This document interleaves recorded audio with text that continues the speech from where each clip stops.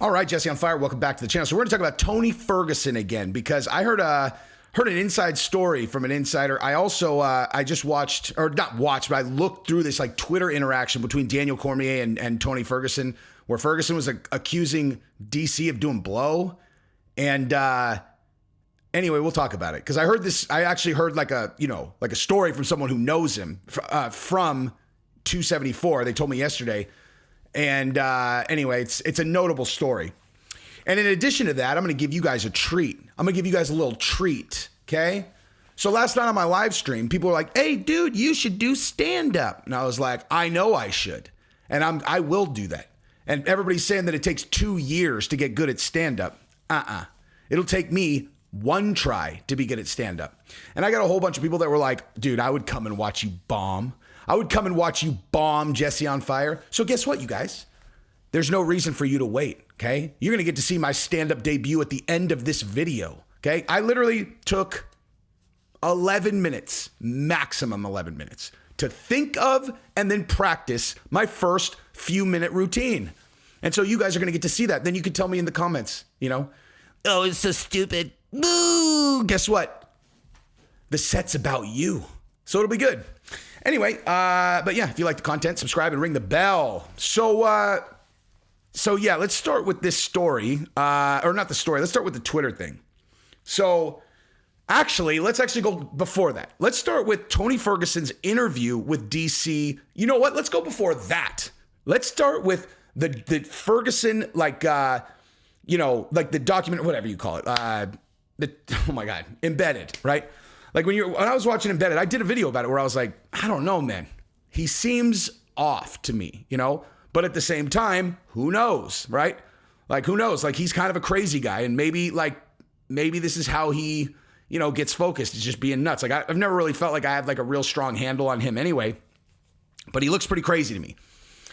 And then when he did his first press conference and he was like, it's Dana's fault. It's the UFC's fault. Everybody's done me wrong. My coaches gave me bad advice. Everything is bad. And I was like, well, the chip on his shoulder is certainly there for him to draw from. Like, he's got a huge chip on his shoulder towards everyone. And I said I'd seen that work for Tyron Woodley. Like, chip on Tyron Woodley's shoulder, way more dangerous than, okay, people finally respect me, And so I didn't say which way I thought it was going to go.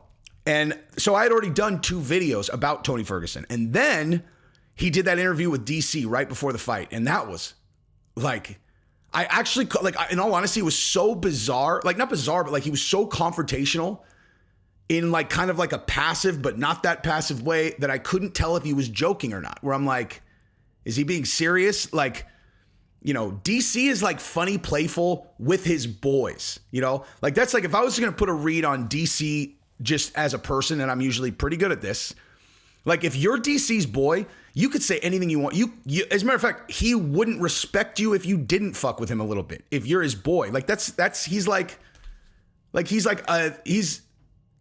dude like that. Like I love guys like that, where they come in, they're all, oh, look at this punk ass, like he's like a dude that fucks with his boys, and if you're boys them, you can fuck with him. But he's also one of those guys where like if you're not his boy, like he's kind of like, I'm sorry, it's you have to earn it, dude, with him. If you're not like buddies with him. Anyway, and they talked about that in the John Jones documentary in Beige Frequencies too. I noticed that where I was like, they started off on a bad foot because John tried to like fuck with DC and DC's like, bro, I don't even fucking know you. And so that interaction kind of seemed like that to me, where it was like, I can't tell if Tony's like joking or if he's serious, and DC is like, I can't tell if you're serious or if you're trying to fuck with me either. It was just weird. Like it was a weird interview. But I didn't do a video about it specifically because I had already done 2 videos saying like, hey, Tony looks mentally unstable and crazy. But then in the aftermath of the fight, they end up on on Twitter, and it's like, Tony's like, lay off the yay, buddy, with like he uses a lot of emojis, dude. Lay off the yay, buddy, not a good look. Make yourself look sad. I'm already back to work. I don't quit like you. Enjoy the retirement, fathead, or with fathead, and then a million emojis. He does great emoji work, dude. Like, I will say that, dude. Tony Ferguson is a boss with emojis and, like GIFs and stuff. He did, like, really good. So DC wrote back, he's like, Okay, Tony, now you're reaching. Are you saying I do cocaine? I'm so confused right now. I don't even know why you're after me. Get Michael Chandler. He's the one that kicked your face, not me. That's pretty good. That's pretty good. And then there was another one where like, where somebody was said like, hey, Tony, you need to be careful, like making accusations about blow. Like this shit can come back to you. Like, it could cause a lot more problems than making DC mad on Twitter. And DC retweeted it. And then I'm trying to see, like, there was something else, man. Like he did something else that like, whatever. Oh yeah. And then he did the whole thing of like, oh, look at DC cheating, holding on to the towel. Now, I don't know, dude. What do I know? Can you take a pound off by holding on to the towel? Probably. It didn't look right to me, but what do I know? I don't know. I wasn't there. I don't know. But anyway, so that back and forth was kind of interesting. But what I really, like, it's just like, does anybody actually believe that DC, if, like, let's say hypothetically DC had tried blow. Let's say he had tried it 1 or 2 times or even 20 times. Do you think Tony Ferguson would know about it? Okay. Does he strike you as a guy that you do like stuff like that with? It's like, I'm not a really big blow user, but I figure that if I'm going to do it, let's do it with Tony Ferguson. All right. Now, I'm going to tell you the rest of this story in a second, but before I do, I want to tell you about my other favorite sponsor. We're going to run another raffle, son. And that sponsor is IPVanish. Now, if you don't know about IPVanish, let me tell you a little something. If you're going to be looking up things like, who's doing blow, who's not doing blow, or if you were like, I don't know, streaming videos and you're in another country and you can't stream videos, you can put yourself in America. So you can. I literally just got my dad to sign up yesterday so that he could watch Netflix while he's in France. Okay. So IPVanish has a lot of benefits that you can derive from, but most of all, it's going to anonymize your data. No one's going to know who you are. They're not going to know what you're looking at. They're not going to be able to track you, etc.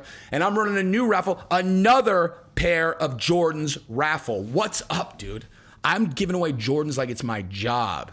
Now for this one, all you have to do is sign up for IPVanish. That's ipvanish.com/Jesse, and then put in the promo code that is my name.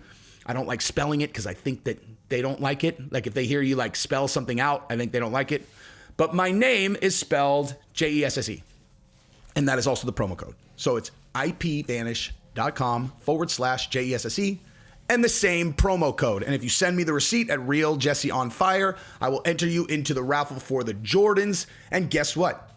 I just gave away my first pair of Jordans last week, and we're doing another one with Sheath, and we're going to do another one right now for IPVanish, and this one's even cheaper than Sheath. However, Sheath will take care of your package. IPVanish will take care of your, online package. So do it. Anyway, so continuing with the Tony Ferguson stuff, it's like I've been saying that, okay, sorry. I forgot about like the other part, which is the story, the inside story about Tony Ferguson that I alluded to. So I spoke to someone yesterday who is a very insane, all of you know who it is. Like, I mean, you don't know who it is, but you all know him, right? It's a dude, UFC, without giving anything away. He knows Tony Ferguson. Like, he knows him. And this is someone who was at 274 with the team or maybe fighting, I don't know. But he told me, he's like, listen, man, he's like, I know Tony. He's like, I've known him for a long time. And there was something, like, I don't know what he's doing, but like, he was looking at me at 274, like he wanted to fight me. He's like, we're friends, man. He's like, I mean, we're not like super close friends, but we're friends. Like, we've trained together. We've worked together. Like, me and him are boys. And at 274, he kept mean mugging me. And like, this wasn't in my head. Like, he's like mean mugging me, where it was like, what's up, man? Like, do we have an issue? He's also, I don't know what he's going through, but I could tell you from my experience, I was nervous being around him at 274, and he's someone that I would normally go up and dap up and give a hug. So I don't really know what he's going through. I mean, so like, this is an incredibly credible source. Like, I'm not like, so again, I don't know if that's what Tony was doing to get himself in the, in the right headspace, was like, fuck the UFC, man. Fuck everybody that I've ever met, son. If you ever even met the old Tony, this new Tony gonna bite your head off. Oh, you like that blow? don't you go do some blow, dog? Why you trying to dap me up, dude? Why you trying to get under my skin? Cheating for Chandler?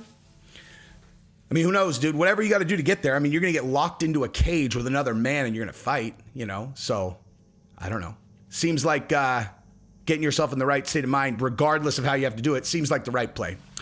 But anyway, yeah, so don't forget about that raffle, dude. Now, we're going to do some stand-up comedy. Look at that. Oh my God, I'm so nervous, you guys. I'm so nervous. It's my first time. I wonder if it's going to be good. And you know that I would have to edit up this video. Like, let's say I did it and I was like, oh, it's not very good. Don't worry. We're going to do it on one fucking take. Although I'm going to change the angle so that I'm standing up, probably. Yeah. I don't think you like, if it's stand-up comedy, I'll fucking stand up. You know what I'm saying? Anyway, but don't forget about the raffle. IPVanish.com/Jesse, promo code Jesse, and then send the receipt to realjesseonfire@gmail.com. So, yeah, buckle up. Hey, what's your plan, guy? In what way? I'm going to do a bit. You have not written one word down. Yeah, I know. The point I was making is that stand-up comedy is not that hard. And you're just going to wing it. I'm just going to wing it. What are you going to talk about? We're talking about having a YouTube channel. Yeah, I've seen a lot of really successful bits from stand-up comics about YouTube channels. Hey, guy, how about you worry about yourself and go take a seat over there and watch Daddy work? So, I have a YouTube channel, One of the things that happens as a person with a YouTube channel is you interact with people in the comments, right? Everybody gets to have a voice about the things that you say. Now, do I have to read the comments? I don't. But, as a person who likes to bask in my own glory and, hear people, you are amazing, Jesse on Fire. Your takes are fantastic. You got to read the comments if you're going to get to those ones. But you also have to read the people that disagree with you or outright hate you. They hate you. They've got things to say about your personality and your personality defects, and you're going to read those comments. Here's the thing about that.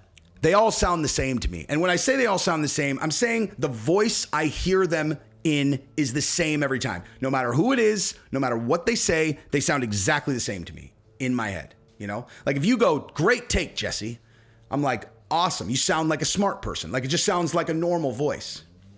But like as an example, if you were like, your take on Conor McGregor was absolutely uneducated and stupid.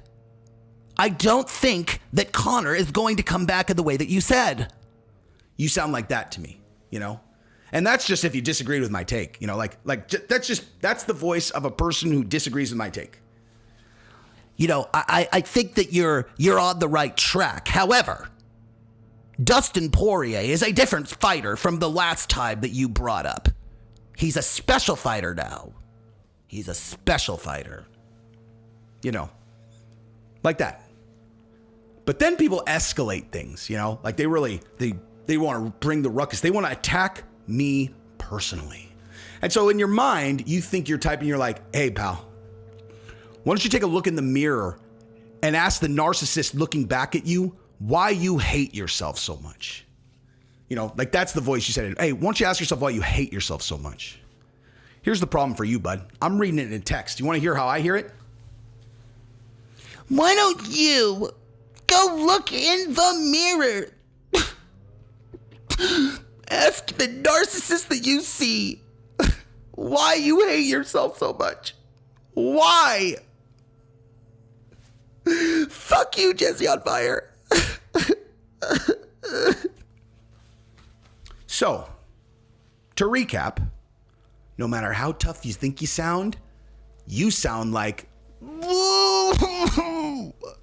I didn't want to have to write this, but I just can't control myself. I hate you, Jesse on Fire. Fuck you.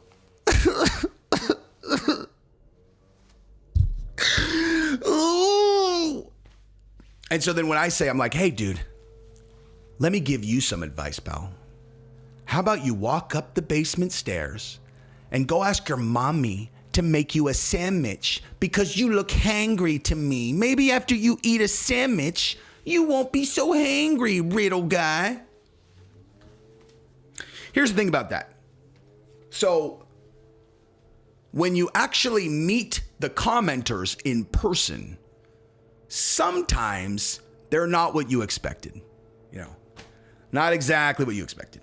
So like as an example, you have someone who says lots of positive things about you and they're like, hey, are you going to be at the event? I'm like, absolutely. I'm going to be there. We should hang. And I'm visualizing, a bodybuilder, black belt in jiu-jitsu who recently retired from the Navy SEALs, And then they get there and it's a trans man who's 5'1" and doubles as a guru. Can we take a picture, Jesse on Fire? I told you this is my favorite channel. You're my favorite guy. And I'm like, oh, I really appreciate the support. And I do. See, here's the thing, the flip side of that though. So remember the basement dwellers. They find you sometimes too. Like I was at the hotel in this last event, going up in the elevator, so I'm trapped. There's this enormous guy in the elevator with just me. There's no one else there. I had actually noticed him because I was thinking to myself, this is a scary ass motherfucker. And he was staring at me. And I was like, what's up, man? Do we know each other? And he was like, yeah, we do. Last time we talked, you told me to have my mammy go make me a fucking sandwich. I have an idea. How about I use my cock and you can eat lunch right now and you can call it a sandwich, little guy. And so after I sucked his dick, I was like, sorry about what I said in the comment section. High five. And we're cool now. The next guy that I saw, who I recognized me from the comment section. He was fucking huge too, dude. Enormous. And I was trapped in the elevator with this fucking guy too, dude. He's staring at me. Do we know each other? Yes, we do. You told me to eat a sandwich. And you know what? I did. And I felt all better. Thanks, Jesse on Fire.